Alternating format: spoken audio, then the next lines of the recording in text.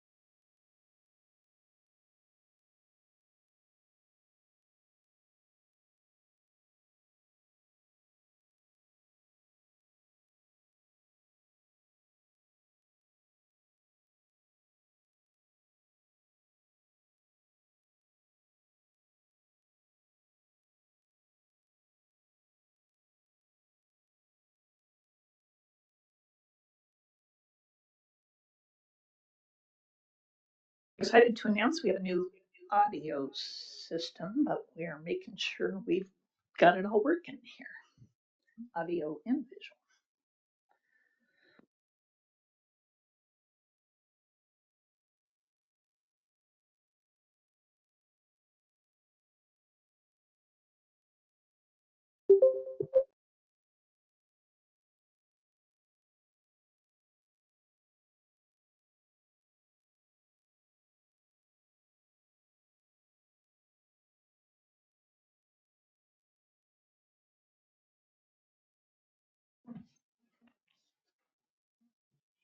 Just like to get started. Okay. All right. I would like to call to order this Tuesday, March 18th meeting of the Monmouth City Council and ask Phyllis Bowman for the roll call, please. Counselor Beltz? Here. Counselor Carey? Here. Counselor Lopez? Present. Counselor McKeel? Here. Counselor Oberst? Here. Counselor Ridgway? Here. Mayor Koontz? I'm present. And tonight, I would like to ask our city attorney, Lane Shetterly, to lead us in the flag salute.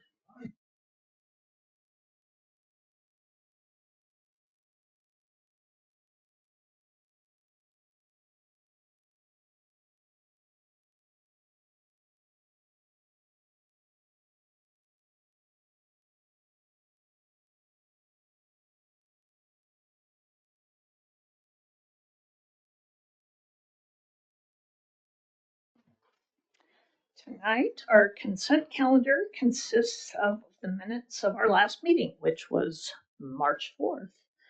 Are there any corrections, additions, or Counselor McKeel? I would move to approve the consent calendar. I'll second that. Thank you, Counselor McKeel, for the motion and Counselor Carey for the second. No corrections or additions. All in favor, please signify by saying aye. Aye. Aye. Aye. And Phyllis, you can record that that was unanimous. Each counselor voted aye. All right, that brings us to public comments this evening. And we do have time on our agenda for public comments up to 3 minutes. We have one comment this evening, so I will call Don Najir to the stand. And if you come on up to the table, we'll have you sit down, press the button there in the front, and red means your microphone is on. And Counselor Carey is going to run a little timer over there. Am I on? Maybe. Maybe he's going to. And if you can introduce Hello? us and Are your we on? residence, then Can you hear me? It's red. Oh, red is on. Okay, good. First of all, thank you very much, Council, for your time this evening. I just have a small safety concern, being a long-time resident of Monmouth. My wife and I have lived here for 23 years over on Gentle Avenue East. She was a teacher, had John's kids in her class. And what the concern tonight is, please let me know when the time goes to, for thank you. Okay, increased traffic, especially increased speed and noise along Gentle Avenue East. As you know, it's a wide street. I think originally it was meant to go through to 99, so it's extra wide. And a lot of traffic uses that as a pass through from Monmouth Avenue to Catron, which takes you downtown and out to 99. So it's used as a through street. And with the increased traffic, there's been increased accidents, reported accidents and unreported accidents as well. Myself, my car has been hit 3 times, parked in a legal place on the side there against the curb, sideswiped and rear-ended, and mirrors knocked off, etc. And a number of my neighbors have experienced similar situations. Additional development in the area. As you know, there's a large development going in up on Monmouth Avenue, multifamily dwellings, and that will, of course, increase traffic along Gentle Avenue East. There's been a lot of accidents due to reckless driving along that area. Conversations with other property owners along Gentle Avenue shows a lot of concern for safety for children.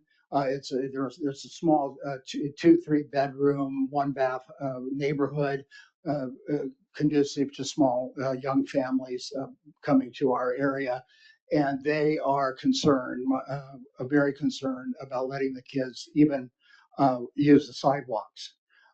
Because we've had several accidents that end up on sidewalks or in lawns and that sort of thing.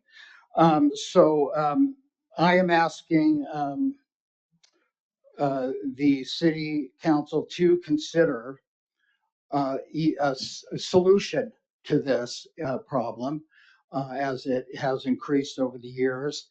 There are several things that might be thought about considering. First of all, the simple solution would be a speed sign. There are no speed indications along that entire stretch from Monmouth Avenue to Catron. Nothing. No slow signs, no speed indicating residential speed, which of course we know is 25 along that whole area.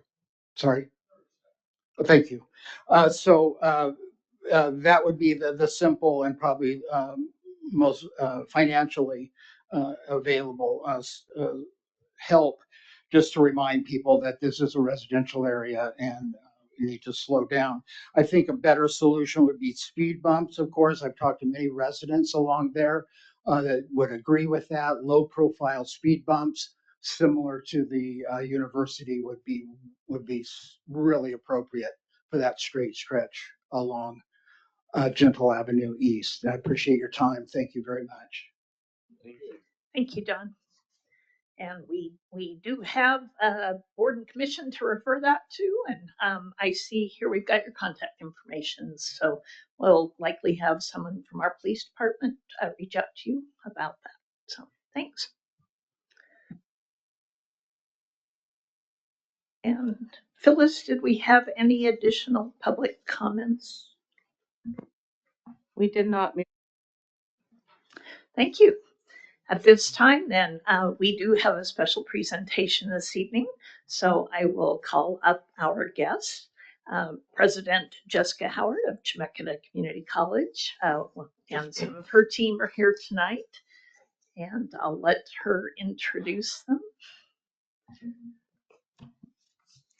Thank you, Mayor Coons and city councilors. It's a privilege to be here. I'm Jessica Howard, the president of Chemeketa Community College. I'm joined by Tim Ray, who's our dean of Agriculture, Science, and Technology, and Betsy Earls, who is a member of our Chemeketa Board of Education and who represents Polk County. And this is a presentation that some of you may have seen before. This may be a little reminiscent of something that we presented to you last fall, but we're going to tighten it up and do a little, have a little variety in terms of who is speaking. So I'll go ahead and get us going while we're trying to get the slideshow up and running. As you know, Chemeketa is your community college. It's the second largest community college in terms of the number of students served in the state of Oregon. And we're very, very honored to be Polk County's community college. There are, oh, here we go. Not quite. Okay. I'll just keep, you know, I don't have a problem continuing to talk. So I will just keep going. One of the things that we're really proud of at Chemeketa is the return on investment that we offer. For every $1 that a student invests in their education at Chemeketa, they receive an $8.50 return, which is a remarkable rate of return, particularly when you consider that the average rate of return among all of Oregon's 17 community colleges is $5.20. So this is in a single metric, the most, I think, concise and clear way that we can express that we make the best use of our resources for the maximum benefit of students. This is, I think, important to share, particularly when we are asking the voters to help support us in a bond measure. How well do we take care of our resources? We think we do an excellent job, and hopefully that ROI helps to make that point. The other thing I'd like to point out, because we, again, have done this presentation before, is that Chemeketa is a particularly innovative place. And we were the first community college in the state to create a applied bachelor's degree, which is something that now we're allowed to do at the community college level in Oregon to fill particular workforce gaps. And I keep thinking it's gonna pop up. You know, it's the anticipation is killing me. However, so we created a Bachelor of Applied Science degree in Leadership and Management, which is really interesting because it stacks on top of every single career and technical education 2-year degree that we offer. Typically, this is a degree path that stops after 2 years. That is the terminal degree, and yet we have folks that are out in auto shops and diesel tech, shops, and they're paramedics and they're medical assistants, and they're out there working, and they cannot climb the career ladder because they don't have the leadership or management experience. They don't have a bachelor's degree, which is often required. How do they get that degree without transferring and losing a lot of that lower division credit? This is designed to fill exactly that need. So that is something I talked about in the fall. The new piece to share with you is that we have our second applied baccalaureate that's coming online, and this is an RN to BSN program. And this is huge because of the crushing workforce need in healthcare, particularly in the nursing ranks. Chemeketa is leading a consortium approach that is going to cover about half of Oregon, actually, probably, from Newport to Ontario. And this is particularly useful for those little colleges out in the rural districts where it really is a healthcare desert. And we're essentially sort of anchoring that as the large institution. And so that's something that will help us locally, and it will help our neighbors. And we're really, really proud of that. That opens, those doors open next year, and obviously a very affordable option for students who wouldn't normally, who are not already doing that because of cost, because it's prohibitive, because they don't want to move to get that extra credential. Poor Tim thinks he's going to talk, and I'm not sure he's going to be able to. Would you like to? You do one more. I'm just going to do one more. All right. So back in 2008, a wonderful thing happened. This Polk County, Yamhill County, and Marion County, and Lynn County up the canyon voted to pass a bond for Chemeketa, and it was a $92 million bond, and it was 27 cents per thousand, not to exceed that rate. That was back in 2008, and because of that bond, because of that investment, We have trained tens of thousands of students, particularly in emergency services. So think again, fire, police, paramedic, that sort of thing, healthcare, um, applied technologies, and more. And there were 5 different buildings that were created by that bond, and it was a tremendous investment in the community. What it did, it allowed us to increase capacity, and that's been incredibly transformative for our community. That bond will be sunsetting within the next year or so. And so what we are asking the voters is to vote this May to essentially, well, totally continue that bond rate. So in other words, this is a renewal bond. It is not a new, it is not an increase to the property tax rate. It is to keep it exactly the same. And look at that, but miracles do happen. So Tim, I already did that one, and I did that one. And here comes Tim Ray. Okay, Here we he go. goes. All This is right. very exciting. Well, thank you. And this is, again, just a continuation of what Dr. Howard was talking about, how this is a continuation bond. We're basically just renewing the existing bond at the exact same tax rate. It generates more revenue, obviously, because the tax base has increased through economic activity, more jobs, more houses, all of the things, right? So this same tax rate over the next projected bond period generates $140 million for the college to invest in cutting edge CTE and developing the workforce for tomorrow. This is a slide directly from last fall. It talks about all the drivers, all of the conversations that we held all across the district, including here in Monmouth and Independence area, but also in Dallas and all around, to try to determine what's needed. What would such a bond pay for? The thing I would like to really point out here is that we learned some lessons from the 2024 effort, and here they are. Because this exact same bond was on the November ballot, in case you did not know that. So we did a post-election survey, a representative survey of voters, and we found that 40% of voters thought that this was going to increase their property taxes. They did not realize it was a renewal bond. 40%. And the majority of those said if they'd known that, they would have voted yes. So there was a basic misunderstanding about what this was asking the voters in terms of the pocketbook. Secondly, about 20% didn't know what the bond was for. And they actually thought that was a pretty low, actually a low percentage, because most folks don't admit that they didn't know. So it's probably higher than that. So we had a real disconnect with voters in terms of explaining what this was, reaching them. There was a lot of advocacy going on last November, as you may recall, and we just could not cut through that. The third big reveal from the survey is that the voters in our service district have a remarkably high opinion of the college and how it maintains and utilizes its resources.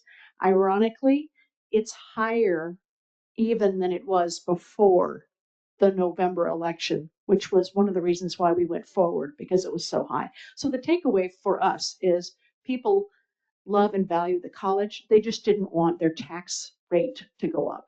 And so we're being much clearer this go around about what it means in terms of what we're asking, and then also what this is going to help us do. I'll turn it back over to Tim for that. So, community colleges are well known for career and technical education, and that we believe is a valuable part of the educational system, right? Those 2-year degrees or short-term trainings, 1-year certificates that get people into the workforce working quickly. That's what we're about, getting people into those careers that are living wage for them very quickly, paying taxes, paying Social Security, all of those things, right, that make the economy continue to turn. So as a big focus of this bond will be a new trade center. We work with a number of trades and apprenticeship programs, and they are currently, the bottom picture there, building 33 is our current trade center, and they are literally stacked in there like cordwood. Every night from about 6 till 9, literally hundreds of tradesmen you know, wannabe journeyman apprentices working their way to their journeyman card are working in that building virtually every night, learning those skilled trades, and then going to work the next day, applying those skills, earning wages. So a big focal point of this bond will be to build them a new improved trade center so that we can increase capacity there. Also, some retrofit at our Brooks campus, enabling us to increase our capacity for paramedic programming. Emergency services is all based on our Brooks campus, and we know those are in high demand and high wage positions as well. Also, as a result of this bond, we want to kind of improve all of our teaching spaces across the district and get them all uniform as much as possible.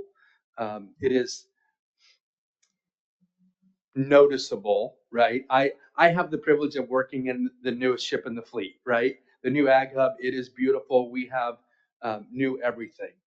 Our instructors, if they go to a different building, technology is still great, but it's different. It looks different, it feels different, it works different. So we want to get that uniformity across the district. So as our adjuncts and full-time instructors move throughout the district to provide high quality training, that the technology doesn't get in the way, right? Their instruction is foremost, and that's what's important to us. Health and disaster preparedness.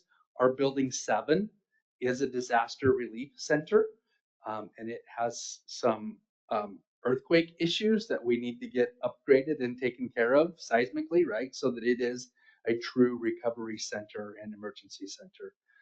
Safety and security on campus. Our campus is incredibly safe and open and welcoming. We want to ensure that it stays that way. So we need to upgrade some security cameras and some security protocols throughout the campus and throughout the district. Improved science opportunities. This one's really exciting for us at the Woodburn campus to have a science facility at Woodburn so students can complete the AAOT in Woodburn and not have to travel to Salem. So it's just like our McMinnville campus, our YBC campus, students can complete the AAOT completely there, not have to leave Yamhill County. We want to do the same thing for our North Marion folks as well. And then supportive environments for learning. Again, that baseline of technology and also that welcoming classroom, making sure that it has, those classrooms have all the supplies so that learning can happen, right? Heating and air conditioning. You can't learn in a 90-degree atmosphere. It's just not conducive, right? So we want to make sure that, again, across the district, all of our students are getting that world-class experience that we expect from ourselves and that we believe we deliver on a daily basis. Great. So I'll just wrap up. As Jessica said, I'm Betsy Earls, and I represent District 7 of the Chemeketa District, which is Polk County, and it's my honor to do so. So thank you for having us here tonight. I think you've heard a lot of things about what the bond will do. You've heard some things about what we learned last year. As hard as those lessons were, we took them to heart. And I just want to be clear and reiterate once again that this is a renewal bond only, that it won't raise taxes in the district, and that it is just so critical for us to be able to pass this bond in order to continue to build the future workforce. It's important in all the districts. I see it as especially important in this district. We have a small footprint here, which is the Dallas Center. But it is in need of some upgrading. It is in need of some work to make it more uniform with our other campuses and make sure that our students are getting the same high quality out here that they're getting in every campus. So thank you for your time. We would love your support. Happy to answer any questions. Any Councilor Lopez. Thank you, Madam Mayor. And thank you very much for coming to speak to us and share a little bit about your renewed initiative. I have a couple questions.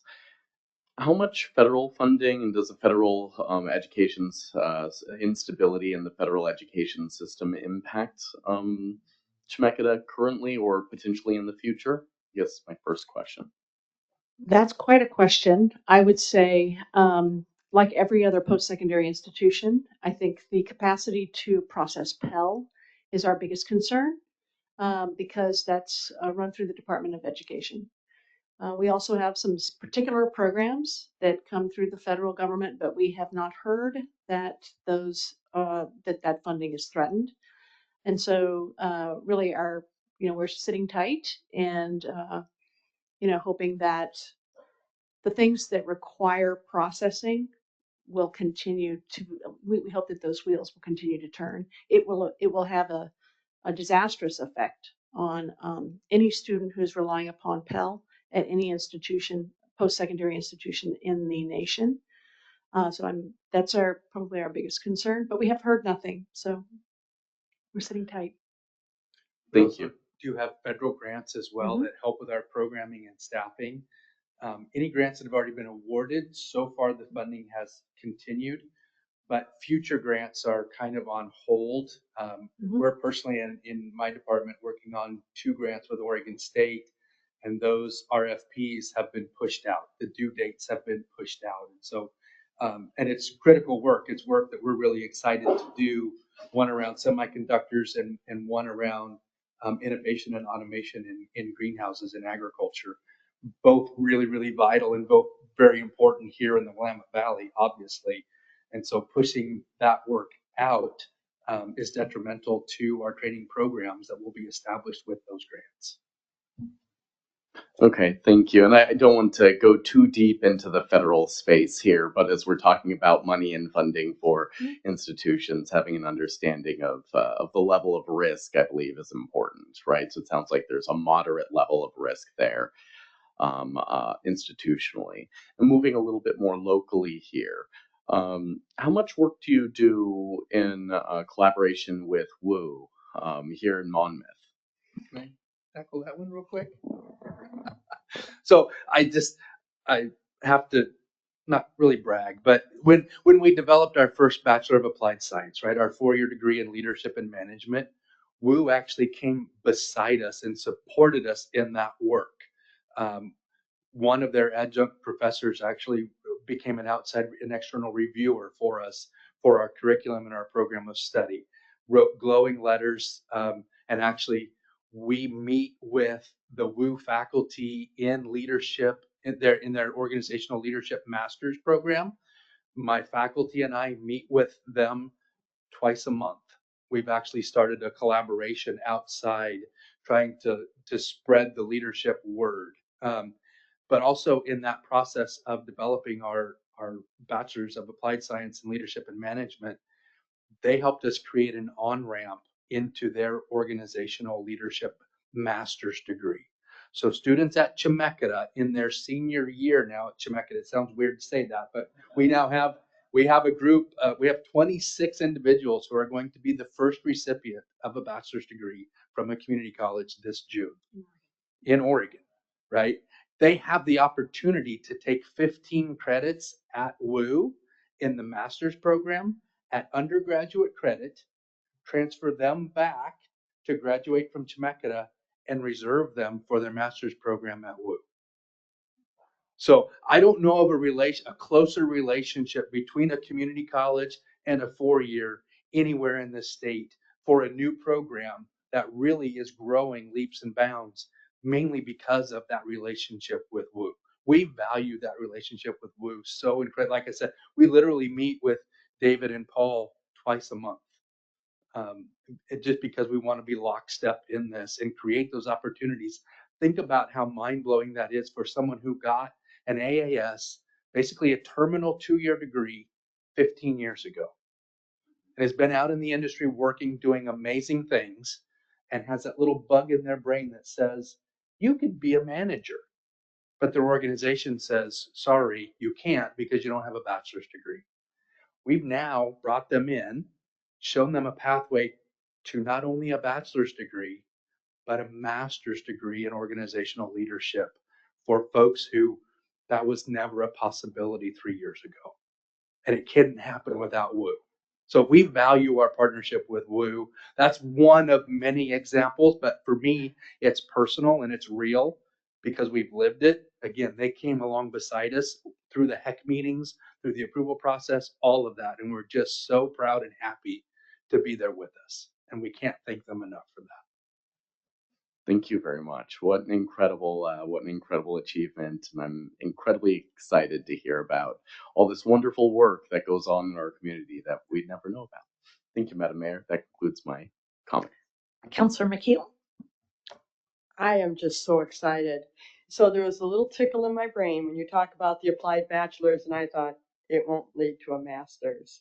So I am beyond excited, and I think the subtlety here that maybe some people don't know is that many people who have that associate's degree, that's a terminal degree, and they want a bachelor's degree, they have to start over again from the beginning, which many people, after they've been out working, or even after you get your two-year degree, you don't want to go start over again in order to get your bachelor's degree. Yeah, you don't have So I commend your vision, and I'm so tickled that it leads to a master's degree as well. So wow.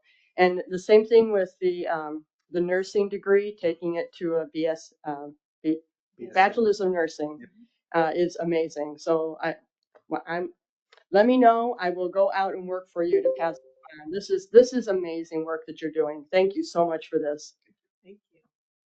And you should take her up on that because absolutely. this woman rings doorbells like nobody's business. She is a force of nature. Excellent. I knock on doors too. Never mind.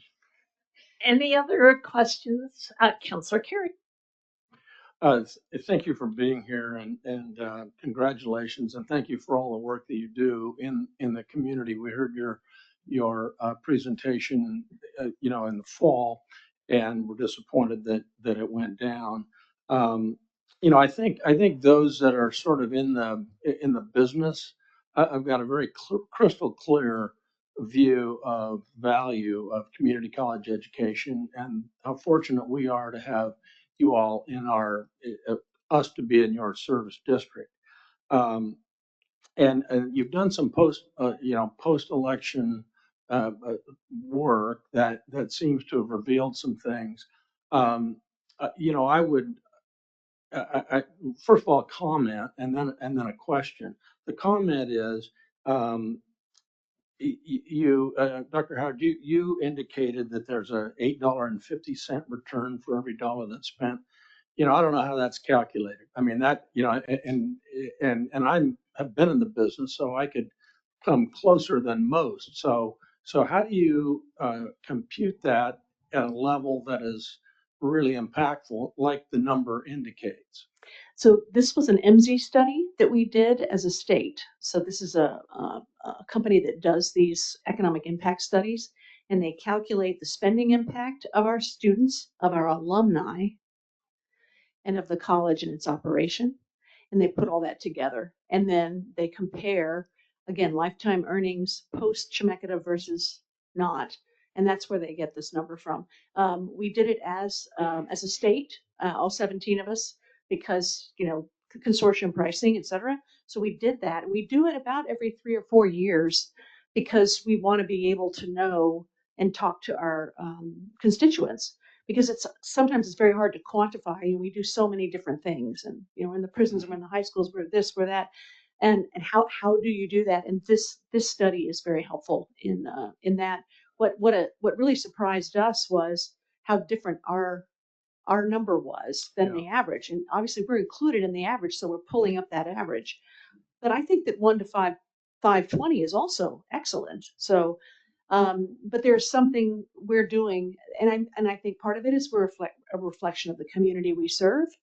You can't throw a rock without hitting someone who's had some experience with Chemeketa. Our penetration is tremendous, and I think that creates synergies and things that result in that kind of a number. So that's where we got that. It is good, and it's difficult to really articulate, on those statewide comprehensive, throw the numbers in and out they come. The messaging on that is important, as I know that you are aware. And how are you going to break through? And I'm giving you an opportunity here. How are you going to break through the other money issues that are going to be on the May ballot? I'm not sure how many there are, in Three in Polk County. 3 in Polk County. Well, parts of Polk County. Well, yeah, including the Salem and Polk County, and I don't know who else. I don't know, I just don't know what other municipalities are doing that. But how are you going to sort of carve your important niche when everybody else is not everybody? A lot of people are asking Right. voters for the same thing. Well, it is, yeah. It is, first of all, it's nowhere near as crowded as it was last fall. Right. And we don't have the individual races to contend with. But the real difference is that it's a renewal bond. So in most cases, the other things on the ballot represent an increase. And so this is what we learned from the fall is, this was something that the voters agreed to and committed to back in 2008 when 27 cents meant a lot more per thousand than it does now. Our board is committed to not raise that and not overlap bonds. They're very, very conscious of this. And this is a bond for our next big chapter. And this is a significant chapter because the world of work is changing dramatically, right? Technology, automation, globalization, all those things. We have to be nimble and how we teach is going to change. So this is very much about building the future workforce and understanding, the role of what it means to take care of the investments that the community has already made in us with that in mind. So I don't know if that answers your question, but It does. I think it's a renewal bond is the big distinction. Yeah, to get that message out, Yeah. which was missed by 40% last time. Right. So good luck. I mean, all for you and good luck to you. Thank you. All right, any other questions? Seeing none, thank you so much. Thank you. This has been wonderful. Appreciate Thank you taking very time much. this evening and Thank you. being here, and we will all be looking forward to this improved message because I think it really does help, and I agree that it was a tough time last fall. So thanks for the extra work you're going to. Yeah, thank you.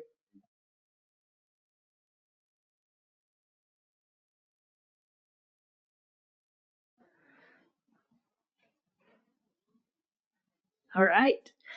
That actually brings us to our business agenda tonight. We do have a few things of note on that. One is our town hall summary update, and our communications director, Saber Jewell, is here to report on that. Little Bracco action again. Last night it worked for me because I was on Wi-Fi. Lesson learned. Fun lessons that we're learning tonight together in real time, right? Always a good time. So just give me one moment. I'll get my screen going for you guys. Really tonight, the purpose for me is to kind of go over all the things that we talked about during the town hall to kind of give you a brief update because a lot of you all were working different stations. You may not got to hear all the different ideas that were exchanged and see all the different ideas that were exchanged. Give me one moment. I'm trying to buy myself time and talk to you at the same time. I'm finding that to be incredibly difficult. Okay, it shouldn't be making me do all that. Sorry, everybody. That's okay. Zach is coming to the I rescue. love knowing that Zach is going to be here. He knows I choke under pressure. It's one of my superpowers.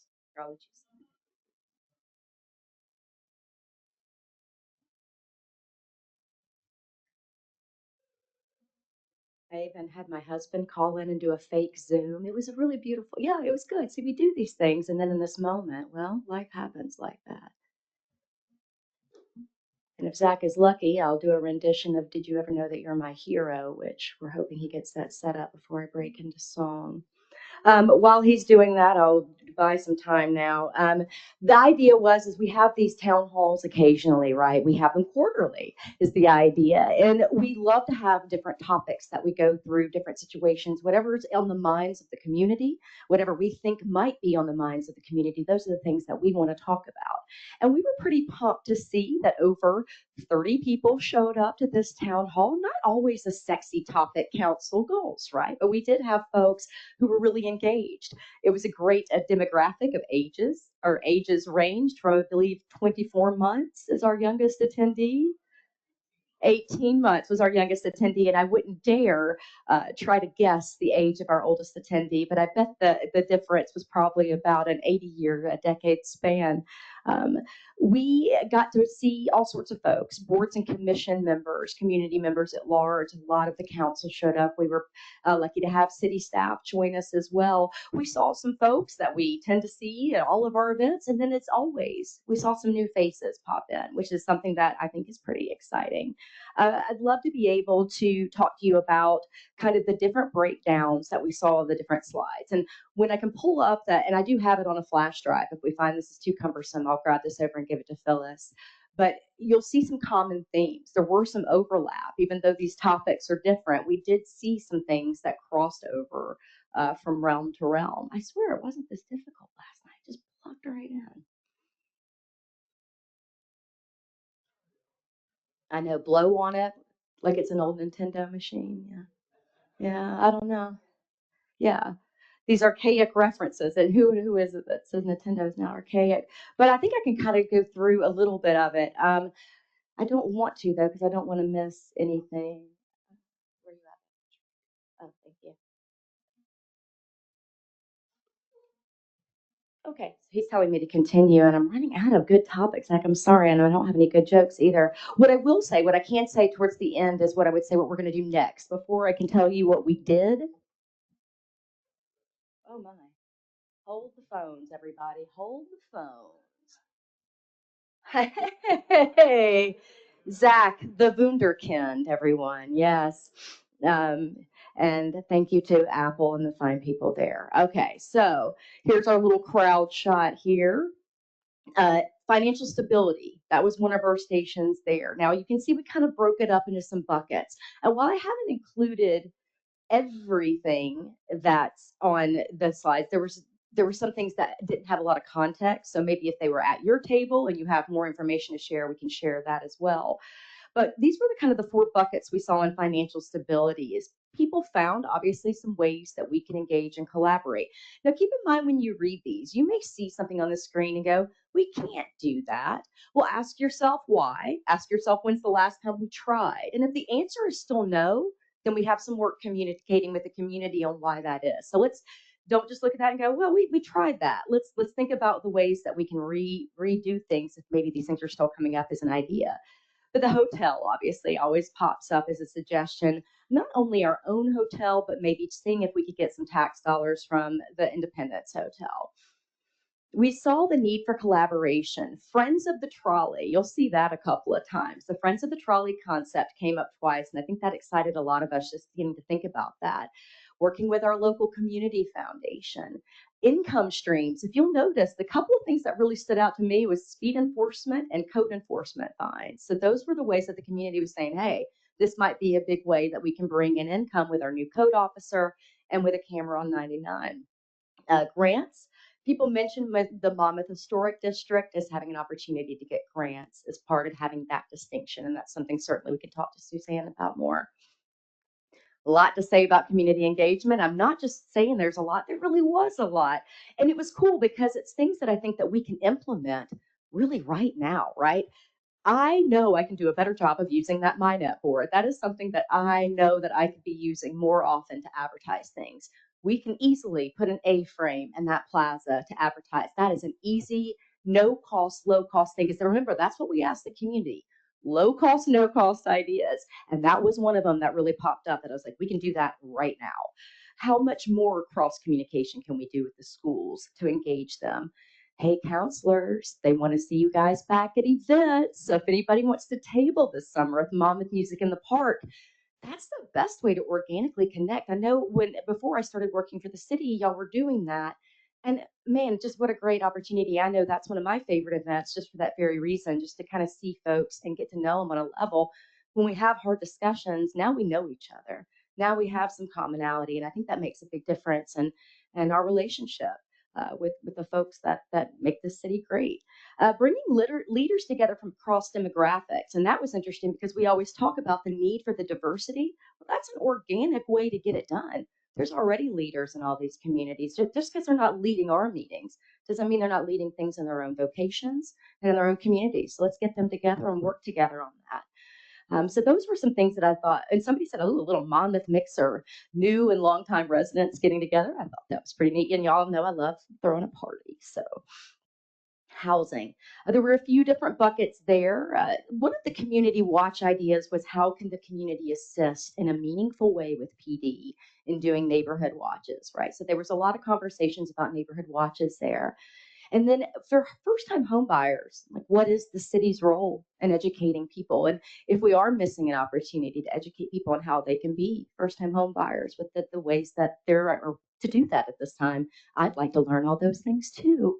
Zoning, how can we get more mixed use in downtown and encourage zoning and easing restrictions for co-op housing? So those are things that I saw reflected there. Transportation, Friends of the Trolley popped back up as a way to raise funds to keep that trolley something that can stay fare free for as long as possible. And donation boxes and trolley fundraisers. We think that those are really cool ideas. Safety, you'll see the speed enforcement has popped back up again. And then Highway 99, I mean, an underpass or an overpass. How do we safely get to and from that side of town? And of course, we had a lot of folks in that group who are pedestrians and bicyclists who really wanted to see more of a celebration of those folks who are already champions of alternative transportation, right? And hearing from them and showcasing them so that they can celebrate all those ways that we can get around town and kind of get some of the cars off the road or make room for people that want to drive, right? Climate, we had climate action group folks here, planning commission groups here, and they really were encouraged by some of the work that was already happening as far as those two groups collaborating. But we're going to keep promoting the Climate Cafe. I know that my counterpart in Independence and I are working with them to make sure that we're both spreading the word about that. The community garden idea popped up. That's nice. And of course, getting the youth involved, right? How can we get them jazzed up about all the things with the climate and the world? It's theirs to live in. So let's get them engaged now. Alternative energy storage, it's carbon absorption via trees, which I'm sure science, that sounds like it may have been, oh, look at you tree planting over here. Look at John, he's very excited. And then, there you go. And then evacuation routes for wildfires, defensible fire spaces, preventative measures, which I got pretty excited about seeing that excitement. Oh, and there's our youngest attendee right there. If it was worth getting the presentation up, it was just for that. If I'm going to learn to Photoshop anything, it's going to be to get his other shoe on, Chris. I'm so sorry. I feel like I've let you down. But what's next, right? Because we're always looking to get the model bigger and better for next time. Clickers. We got these great little clicker engagement tools. We saw it at a training for ethics, and I thought, man, these would be really neat. And we have about 25 seats, so we'll be able to capture a room of that size, which tends to be the average of our town hall. But if we know that we're expecting a larger group, we can get more, we can find ways to engage, and we can use those at our EOAs and the TSPs and all the LMNOPs that we have going on here in the city. We can just use them for any meeting that we have where we're trying to get, because we crave that engagement. We want to know what people think. And I think we were doing a lot of times surveys, post surveys, but there was a barrier to that. Get out your phone, QR code, then do this survey. This would be a live survey that people can take in the room where they're not being influenced by crowd think. It's just, I don't know, really cool tool. Can't wait to use it. The staff really would like to pre-calendar the next probably 4 of these out, so we can go ahead and get them on calendars for not only our sake, right? The community's sake. Let's get it calendared out for them. And I know we've experimented with day and times of day, right? Like 7:30 at night, 5 o'clock. I have found Thursdays have brought in the most. The weekends have been tricky. It really depends on the topic, but we're always open, right, to talking about what would work best for folks. I do know that Suzanne Duffner wanted to do another one in the future on housing. Wade Carey wanted to do one on power and light. I think these are really great that the staff wants to make sure that the community knows that things are coming. We don't want anyone to ever say, well, why didn't anyone tell me? And these are the spaces where we feel like we're sharing a lot of great information. That's all from my end of the presentation. Happy to answer any questions that you all may have. Counselor Belz? Actually, it's not a question, it's a comment. So I was at the community engagement table. Barbara Cronin and I were there. And one of the things we asked everybody is, how did you hear about this? And it was so educational for us because almost everybody had a different answer from somebody else at the table. And so when people say, well, you need to be doing this or you need to be doing that, one of the lessons learned is that we need to be doing everything. And of course, we can't do everything, but promoting it, on the website and on Facebook and word of mouth and announcing it at meetings and. And so anything that we can do when we have dates, anything we can do, just keep talking about it and keep promoting it because people hear about it from all different ways. Other comments or questions? Well, thanks for that wrap up. I mean, has been a very quick turnaround, right? We had the goal setting on Friday. We had to gather enough of the information to share it with folks on Thursday, and now here we are, barely 10 days later, starting to distill some of that and determine what our draft plan will be. We can't do everything in a 1 year period of time, but we will be establishing what we think we can accomplish from July of 2025 to June of 2026. And low cost, no cost. That's our mantra. Thank you, Saber. Appreciate that. Great work getting that put together for us. All right. Our business item next, we will invite Sergeant Strack up to the table. We have a new OLCC application to consider.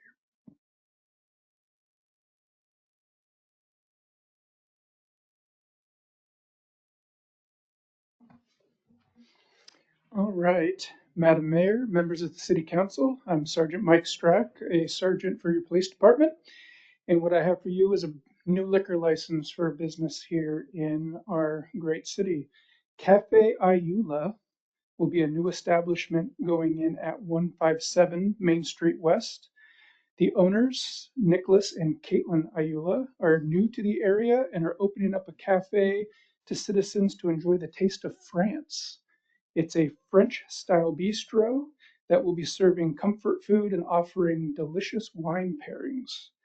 Initially, the cafe will be looking at being open roughly 4 days a week between 4 and 9 o'clock, but they said this could obviously change depending on what the outcome is as far as traffic flow and sales.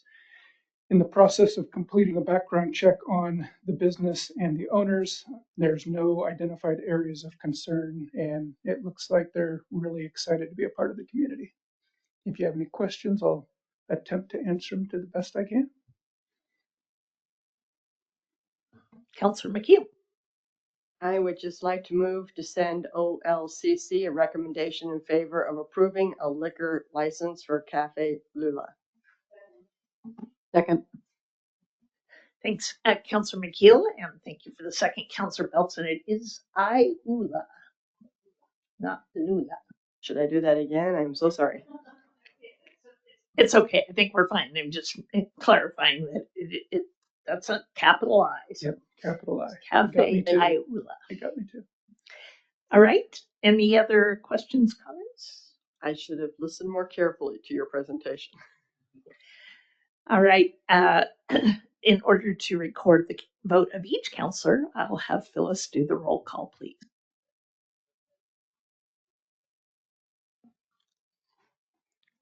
Councilor Ridgway. Aye. Councilor Oberst. Yes. Councilor McKeel. Yes. Councilor Lopez.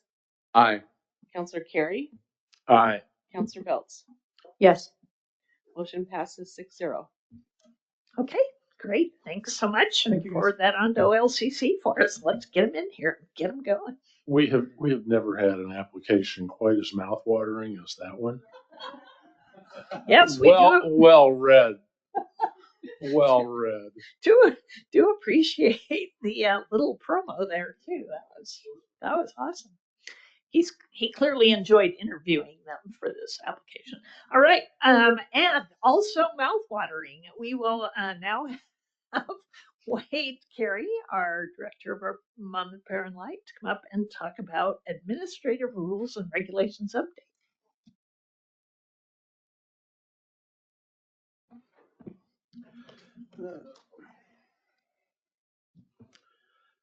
Council members, Mayor, thank you for the opportunity to bring this resolution tonight. As I stated in my staff report, Monmouth Power and Light is governed by a couple different sets of regulations. First is the MCC. The second is the administrative rules and regulations. It's a much more user-friendly guide to our rules than the code. There's several things in here that are also in the code.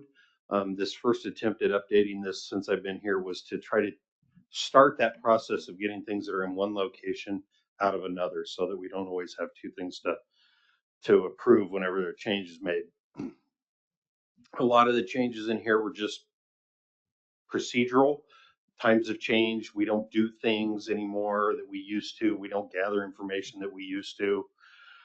There's some charges that we had in this document for various items that customers may experience.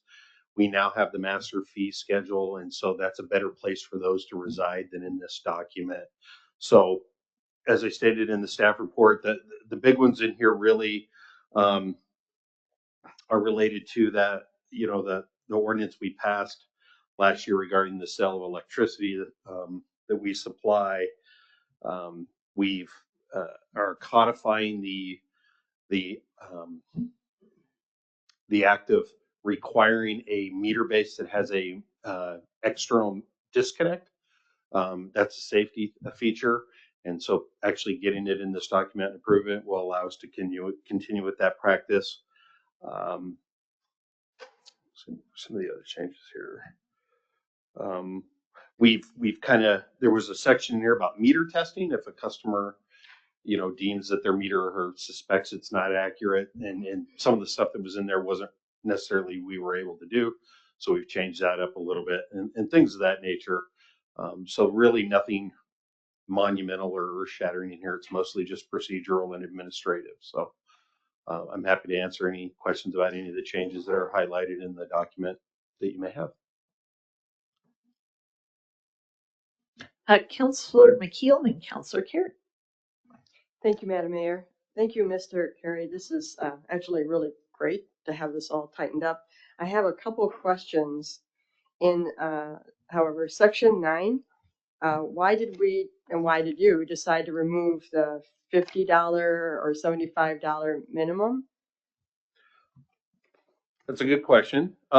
So when we do something like this, right? I mean, our first goal is to estimate what it's going to cost the customer.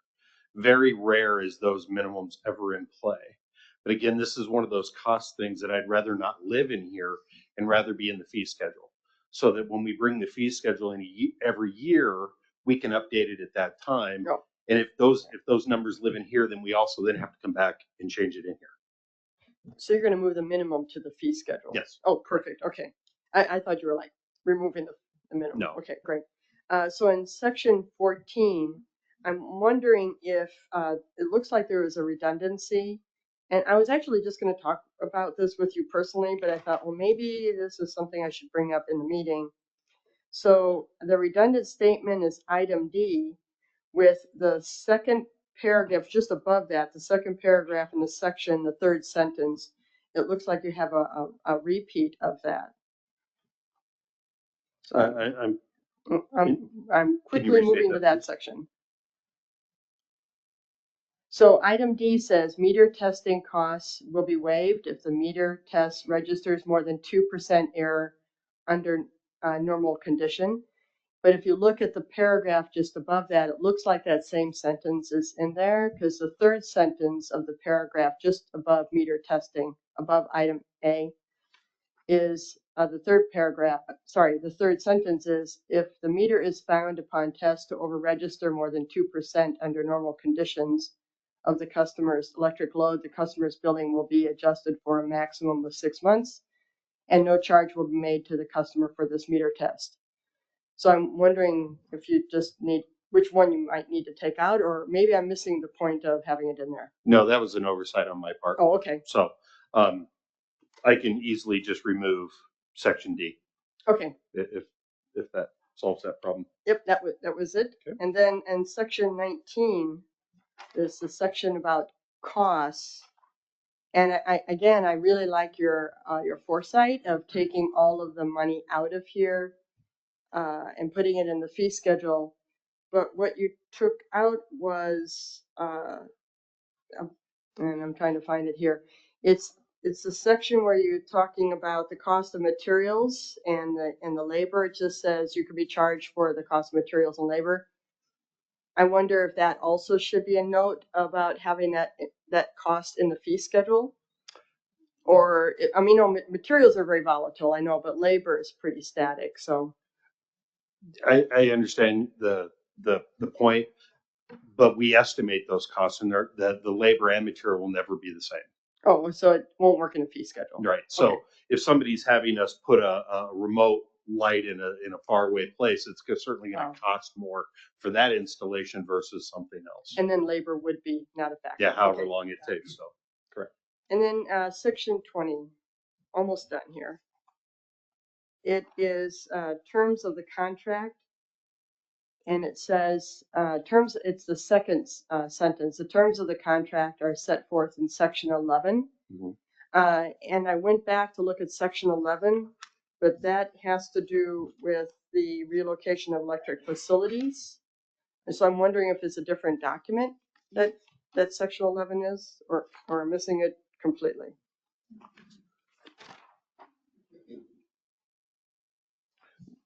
No, if for relocation, if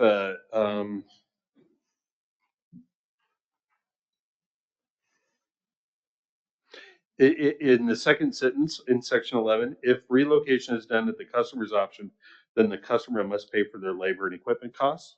That's what that's referring to. There would be a contract for that work with the customer. Okay. I thought it was like another contract completely. Yeah. Okay, sorry. Sometimes about we move it and then we pay for it, but if they want to move it, they have to pay for it. We'd have a contract. that. Okay. And the last one is regarding section 19, doesn't have actual cost. Section 19, yes. If we go up to section 19, should those costs be? Oh, sorry. I think I made a redundancy on my question. So I redundant it myself. So I made up that verb. All right, thank you very much. This is very nice. Thank you. Thank you. You're welcome. And speaking of redundancies, Councillor Carey says all of his questions were answered. Are there any others?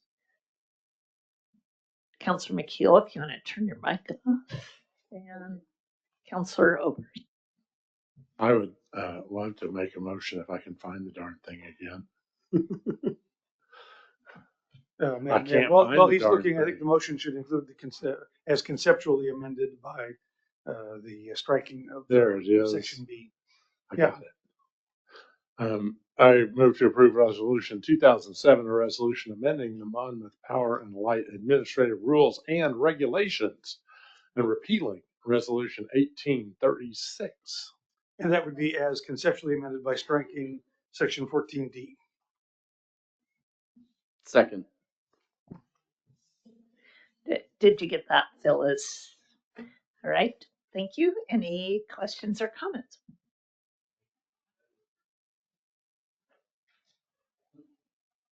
All right, seeing none, Phyllis, we'll ask for the roll call, please, on resolution 2007. Counselor Belts, Yes. Counselor Ridgway, Aye. Counselor Oberst, Yes. Counselor McKeel, Yes. Counselor Lopez, Aye. Counselor Carey. Motion passes 6-0. All right, thank you very much. Thanks, Wade, for that great detail. And once again, getting in, digging in, and cleaning stuff up and getting us all organized. I love it. All right, and that brings us to another resolution about a no parking zone. Our Public Works Director, Russ Cooper.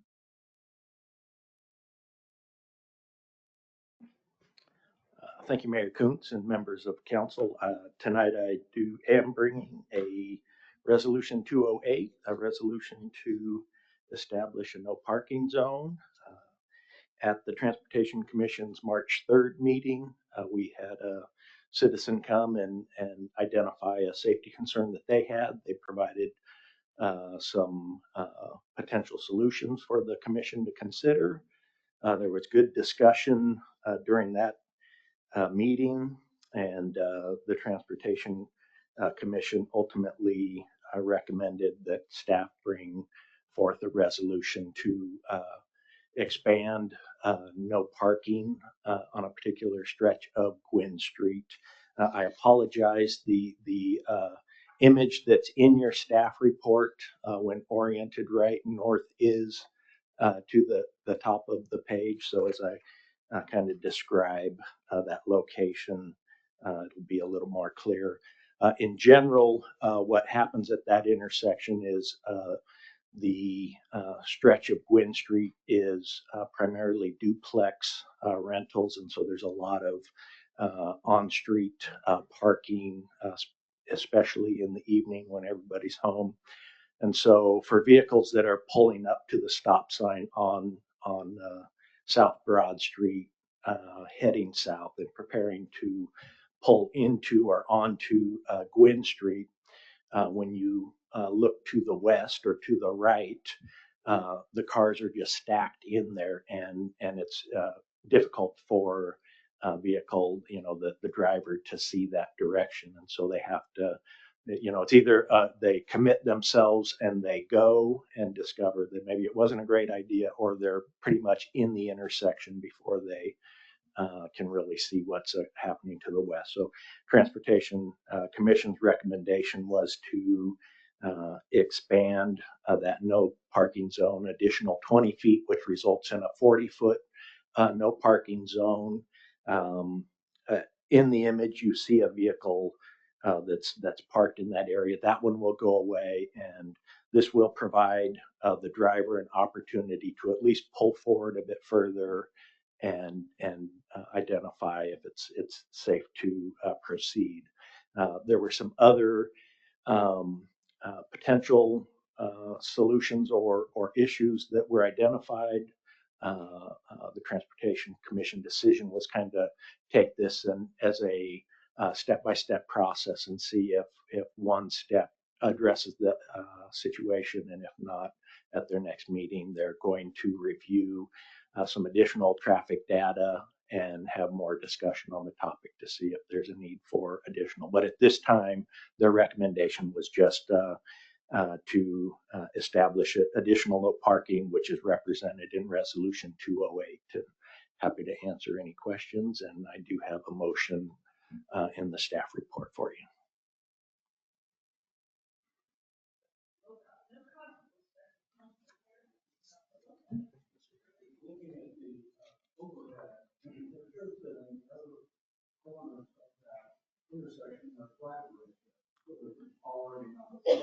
That's correct.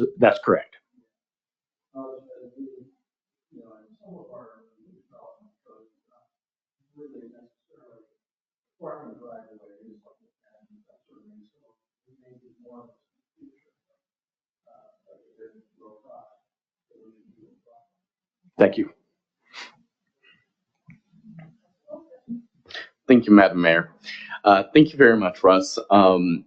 Two questions about just the details here.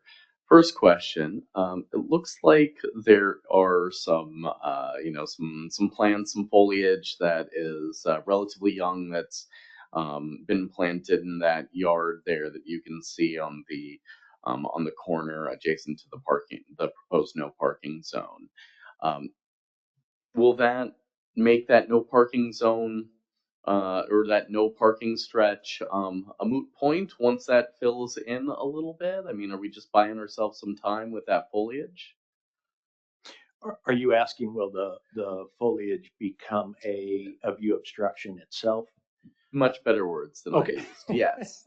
Will that foliage obstruct the view? One of the issues that was identified is that there is a tree that may be located within the vision clearance triangle, and so we'll look at that and see if that tree needs to be removed. The vehicle driver will still need to proceed with caution, and the absence of the vehicle or the extension of the no parking will increase that sight line considerably. Great, thank you. My next question is about perhaps an optical illusion going on here. It looks like the stop sign on the north edge of the street, or the page up edge of the street. Is that north? Yes. Stop sign on the north edge of the street appears to be set significantly further back than the stop sign at the south edge of the street. Was the satellite maybe just at a little bit of an angle there, and I'm picking up something odd? It's either that or draw or error, which may be mine. They should be they should be located in the same location, and that would be for us at the end of the terminus of the radius. Okay, thank you. Counselor Bell? If you look at it on Google Earth, it looks the stop signs are in the correct locations. But I did notice that there's some trash bins right there at the corner as well. I mean, obviously, if it's a no parking zone, people still put their trash there. Is there something we can do about that? Educate the homeowners that live there to not put their trash bins. It just happens to be in this photo I'm looking at on Google Earth. I don't know if this is an ongoing and a perpetual problem of the trash bins being there, every day of the week and on trash day. They don't constitute the same obstruction as a vehicle does. Counselor McKeel? Thank you, Madam Mayor. I'd like to go ahead and make the motion. I move Monmouth City Council adopt Resolution 2008, a resolution providing for the designation of no parking zone. Second. Thank you, Counselor McKeel, for the motion, and Counselor Ridgway, I think, for the second there. Any additional questions? Phyllis, could you do the roll call, please, on Resolution 2008? Counselor Oberst, Yes. Counselor Carey, Aye. Counselor McKeel, Yes. Counselor Ridgway, Aye. Counselor Lopez, Aye. Counselor Belts. Aye. Motion passes 6-0. Thanks, Russ. And now to our city manager, Rochelle Roden, for consideration of a contract extension. Thank you, Mayor. Since 2008, the city has been contracting with Sherman, Johnny & Hoyt, which designates Lane Shutterly to provide city attorney and general counsel services to the city. Since Mr. Shutterly is going to leave us and retire at the end of the month, so he hears. What we would like to do is we need to do a contract extension for 1 year.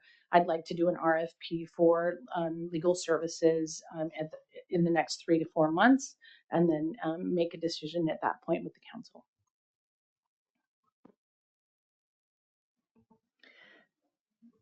Well, can we move that he can't retire? I don't see. I was going to propose a restraining order. Madam Mayor, I think restraining the order? prohibition on indentured servitude might be in the constitutional reading tonight. So the answer is no. Madam Mayor, I will say that I asked Representative Evans if he could drop a bill that would make it so that Lane could not retire, but they couldn't do it for us. Yeah, he's never does what we want him to, does he? All right. Thank you, Counselor Oberst, and then Counselor McKee. So I just want to recall briefly that Lane's former partner was our city attorney for a long time. When Mark Irick passed away, the question was whether to hire Lane at the same rate we'd been paying Mark or go out for an RFP. And I know this will date me, but I mentioned that Lane's Rolodex and access to it was worth more than what we were going to be paying him. And it was a quick vote to continue with Lane as our attorney. And I'm really glad we did. And we've gotten sterling service over these years from you, Lane. And it is disappointing that you should choose to retire, but understandable. And you're good at what you do. And we will miss you. So it is with great depression that I move to authorize the city manager to enter into a 1-year agreement for city attorney services with Sherman, Johnny & Hoyt, LLC. Second, Lopez. Thank you, Councillor McKeel for the motion and Councillor Lopez for the second. Any additional comments or questions? And, right, seeing none, I will have Phyllis take the roll call, please.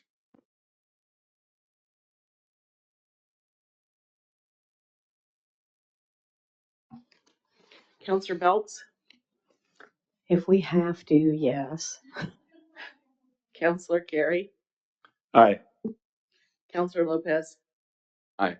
Counselor McKeel, Yes. Was there Counselor pain in my voice when I said yes? Counselor Oberst, With great reluctance. Yes. Counselor Ridgway. Aye. Motion passes 6-0.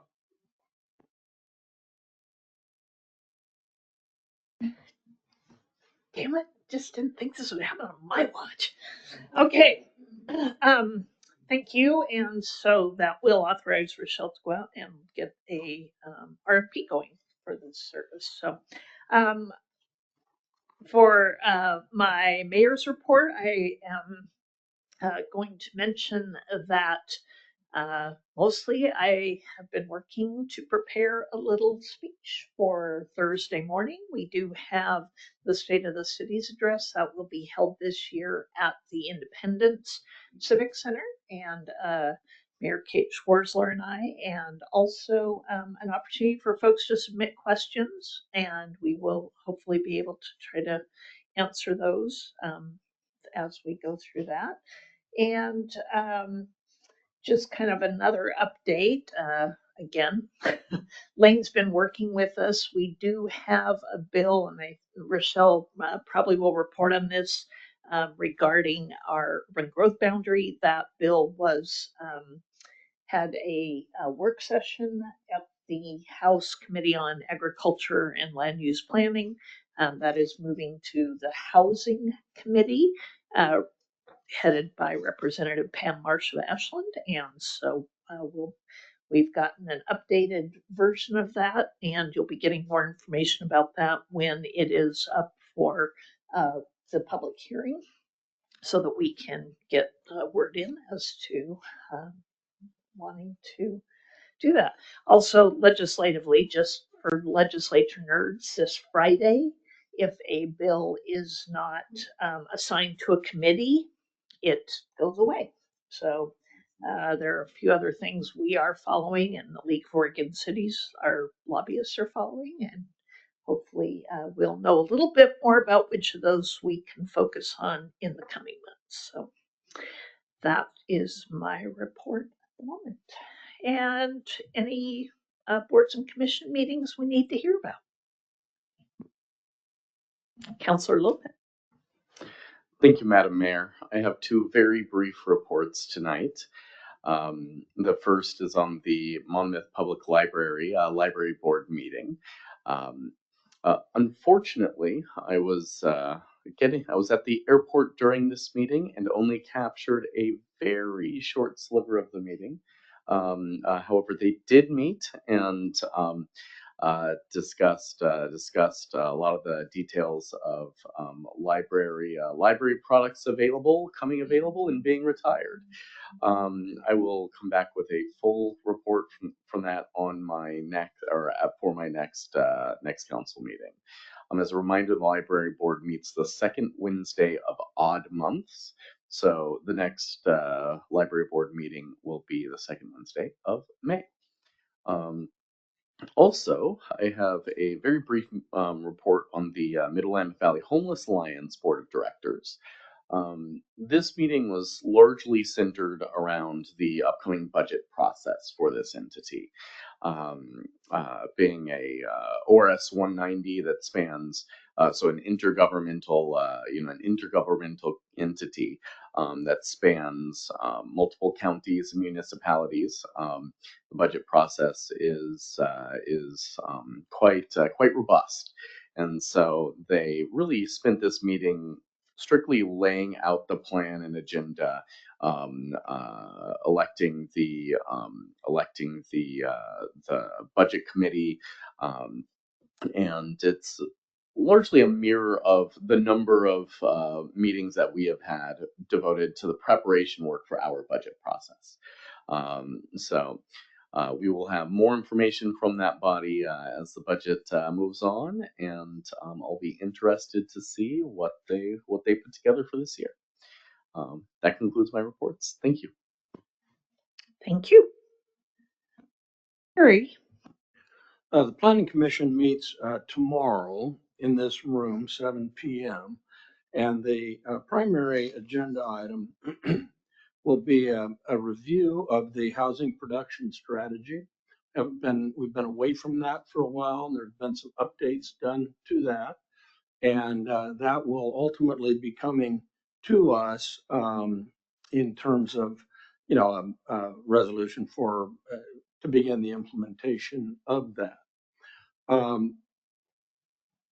One of the things that I think it's important that we do, and this is a staff deal more than anybody else, but we've got a housing production strategy going on that requires land. We have a economic opportunity analysis that tells us we don't have enough income properties.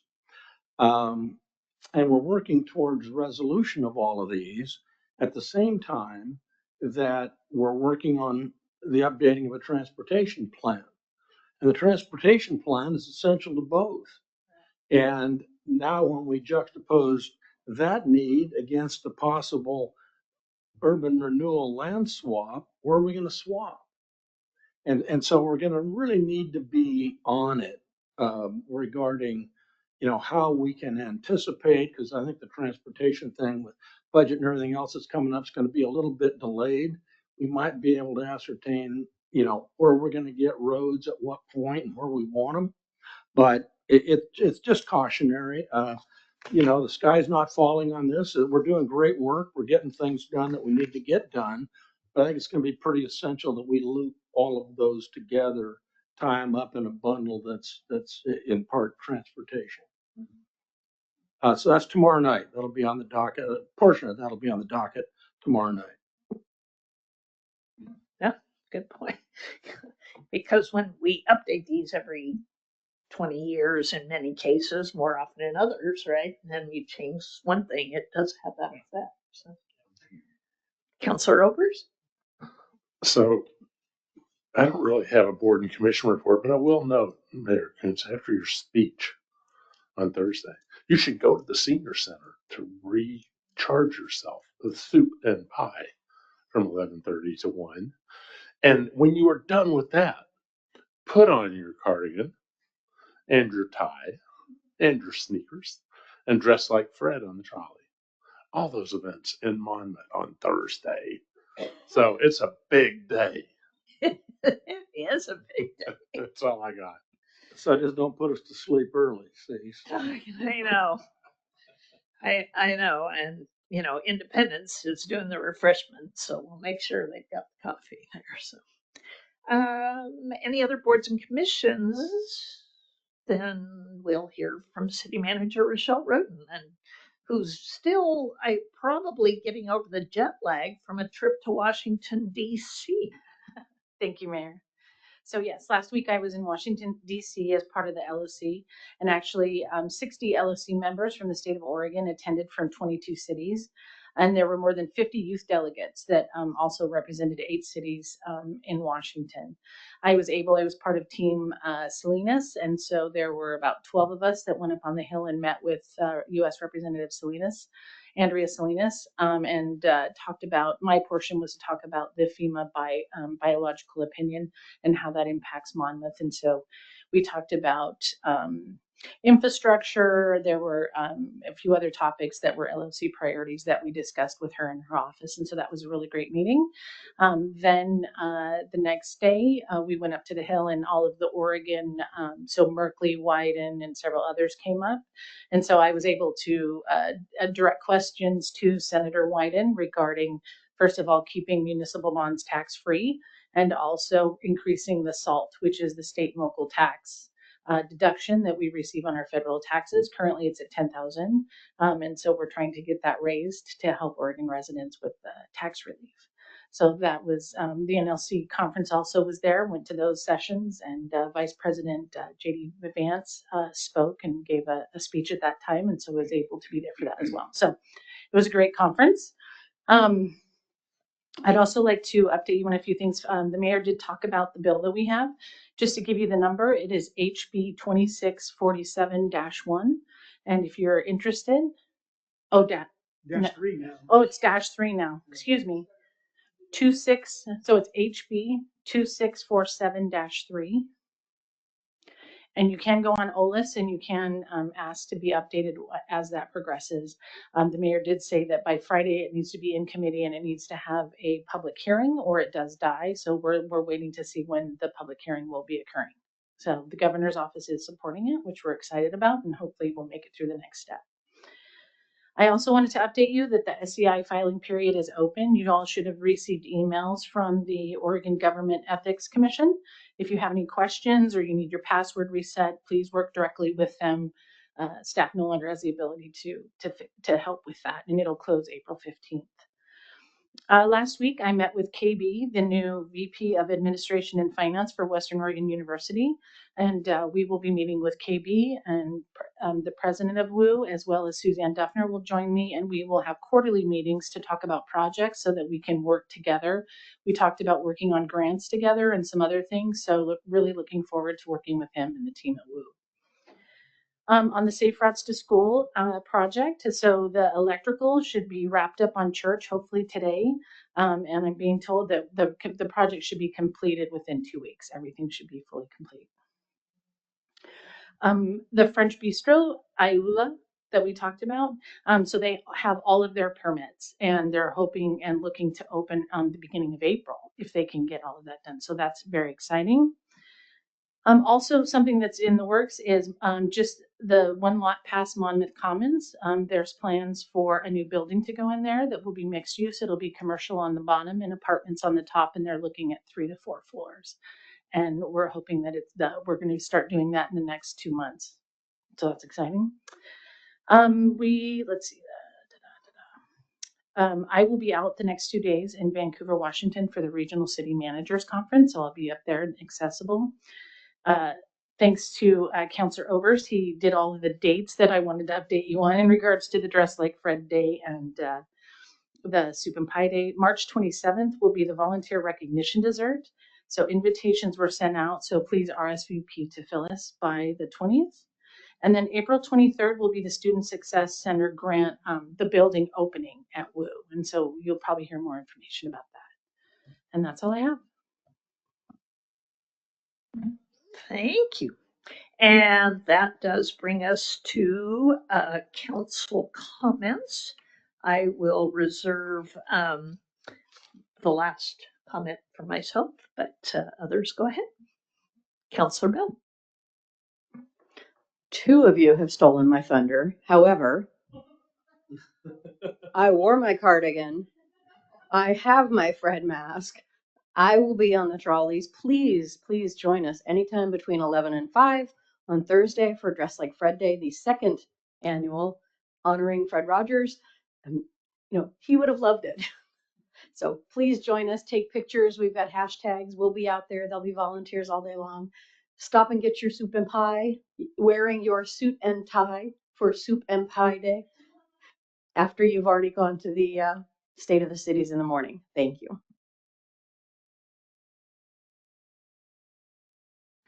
And Councillor Ridgway. Thank you, Madam Mayor. I'd like to read tonight from the United States Constitution, Article 1, Section 3. Included in these readings, there has been some amendments. I'll at some point read the amendments as they appear toward the end, but the original language is going to be read tonight. The Senate of the United States shall be composed of 2 senators from each state, chosen by the legislature thereof, for 6 years, and each senator shall have 1 vote. Immediately after, they shall be assembled in consequence of the first election. They shall be divided as equally as may be into 3 classes. The seats of the senators of the first class shall be vacated at the expiration of the 2nd year. of the second class at the expiration of the fourth year, and of the third class at the expiration of the sixth year, so that 1/3 may be chosen every second year. And if vacancies happen by resignation or otherwise during the recess of the legislature of any state, the executive thereof may make temporary appointments until the next meeting of the legislature, which shall then fill such vacancies. No person shall be a senator who shall not have attained to the age of 30 years and be 9 years a citizen of the United States, and who shall not, when elected, be an inhabitant of the state for which he shall be chosen. The Vice President of the United States shall be President of the Senate, but shall have no vote unless they be equally divided. The Senate shall choose their other officers and also a President pro tempore in the absence of the Vice President, or when he shall exercise the office of President of the United States. The Senate shall have the sole power to try all impeachments. When sitting for that purpose, they shall be on oath or affirmation. When the President of the United States is tried, the Chief Justice shall preside, and no person shall be convicted without the concurrence of 2/3 of the members present. Judgment in cases of impeachment shall not extend further than to removal from office and disqualification to hold and enjoy any office of honor, trust, or profit under the United States. But the party convicted shall nevertheless be liable and subject to indictment, trial, judgment, and punishment according to law. Thank you. Thank you.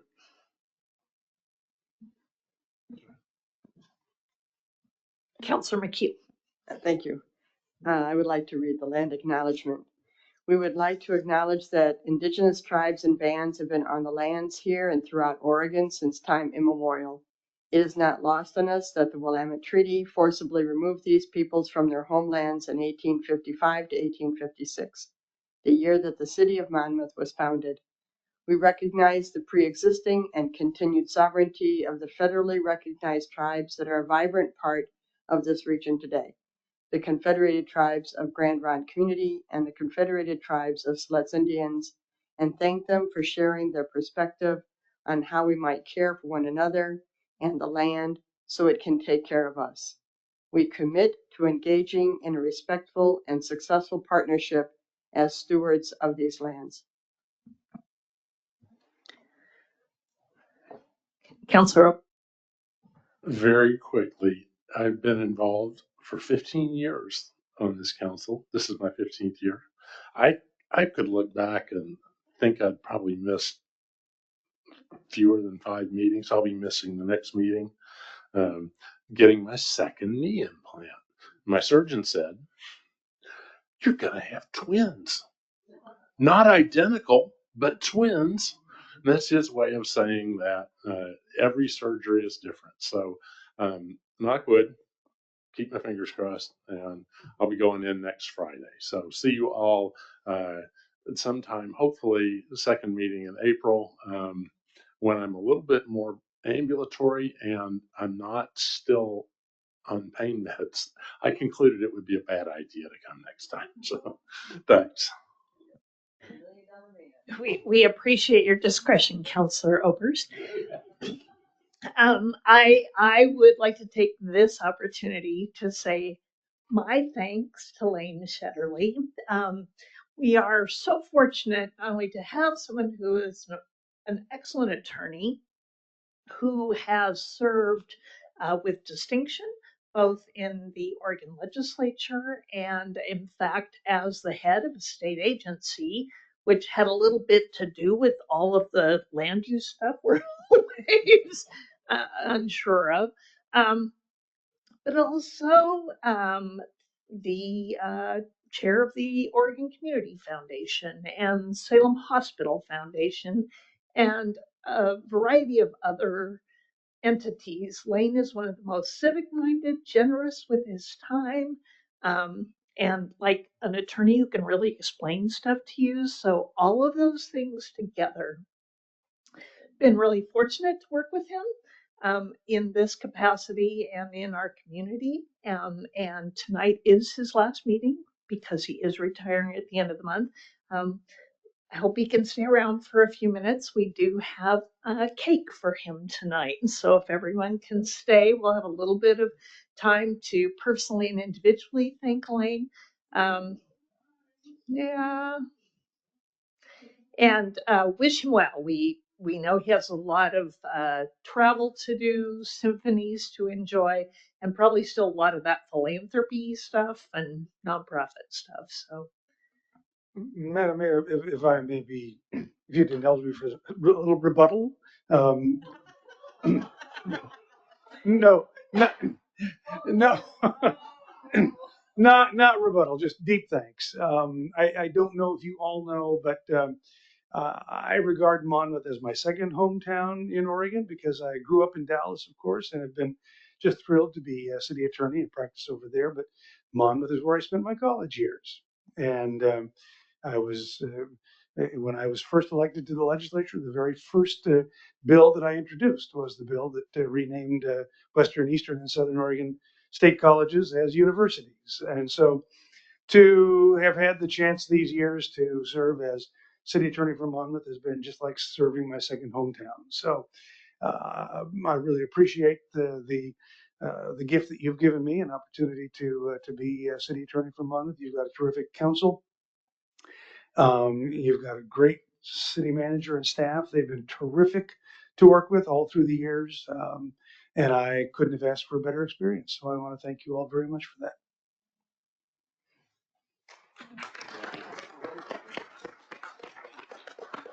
Well, the cake will suffice. Thank you, but the cake will suffice.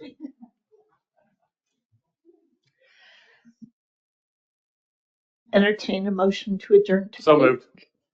And all in favor signify by saying aye. Aye.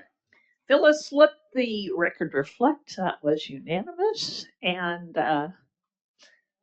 let's go eat cake.